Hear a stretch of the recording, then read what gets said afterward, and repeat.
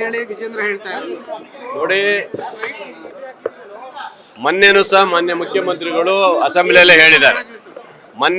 ಮಾನ್ಯ ಮುಖ್ಯಮಂತ್ರಿಗಳು ಅಸೆಂಬ್ಲಿಯಲ್ಲಿ ವಿರೋಧ ಪಕ್ಷ ಕೇಳಿದಾಗಲೂ ಸಾರ್ವಜನಿಕರ ಚರ್ಚೆ ನಡೀತಿರ್ಬೇಕಾದ್ರೆ ಒಂದು ಹಾಸ್ಯಮಯವಾಗಿ ಮಾತಾಡಿದ್ದಾರೆ. ಅದೇನು ಹೇಳಿದ್ರು ಅವರು? ನಾನು ಹೈಕಮಾಂಡ್ ಏನ್ ನಿರ್ಧಾರ ಮಾಡ್ತಾರೆ ಅದಕ್ಕೆ ನಾವು ಬದ್ಧರಾಗಿರ್ತೀವಿ ಅನ್ನೋ ಮಾತನ್ನ ಅವತ್ತು ಅಲ್ಲೂ ಹೇಳಿದ್ದಾರೆ. ಹೈಕಮಾಂಡ್ ನಮ್ದು ಇದೆಯಪ್ಪ, ಹೈಕಮಾಂಡ್ ಏನ್ ತೀರ್ಮಾನ ಮಾಡ್ತಾರೆ ಅದಕ್ಕೆ ನಾವು ಬದ್ಧರ ಅಂತಲೂ ಅವ್ರು ಹೇಳಿದ್ದಾರೆ.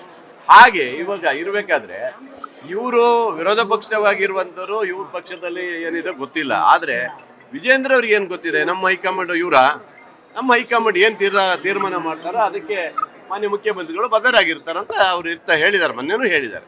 ಹಾಗಾಗಿ ನಮ್ಮ ಪಕ್ಷದ ಹೈಕಮಾಂಡ್ ವಿಜೇಂದ್ರ ಅಲ್ಲ. ನಾನು ಮೊನ್ನೆ ಒಂದು ಟ್ವೀಟ್ ಮಾಡಿದ್ರು, ಯಾರು ನಮ್ಮ ಮಹಿಳಾ ನಮ್ಮ ಇವರು ಸಾರಿ ನಮ್ಮ ಮೇಡಮ್ ಅವರು ನಮ್ಮ ಬೆಳಗಾವಿ ಹೆಬ್ಬಾಳ್ಕರ್ ಬಗ್ಗೆ ಒಂದು ಟ್ವೀಟ್ ಮಾಡಿದ್ರು. ಏನ್ ಮಾಡಿದ್ರು ಬಿಜೆಪಿ ಅಂದ್ರೆ, ಹೆಬ್ಬಾಳ್ಕರ್ ಅವರು ಕಾಣೆಯಾಗಿದ್ದಾರೆ ಅಂತ. ಹೌದಾ?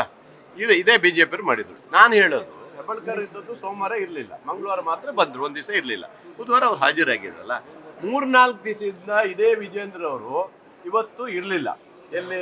ಈ ಅಸೆಂಬ್ಲಿಯಲ್ಲಿ ಎಲ್ಲಿ ಹೋಗಿದ್ರು ಅವರು ಕಾಣೆಯಾಗಿದ್ರಲ್ಲ. ಅದ್ರ ಬಗ್ಗೆ ಏನಾರು ಹೇಳಿದ್ರು ಯಾರು? ಇಲ್ಲಲ್ಲ. ಹಾಗೆ ಚರ್ಚೆಗಳು ಮಾಡೋದು ಬೇಡ.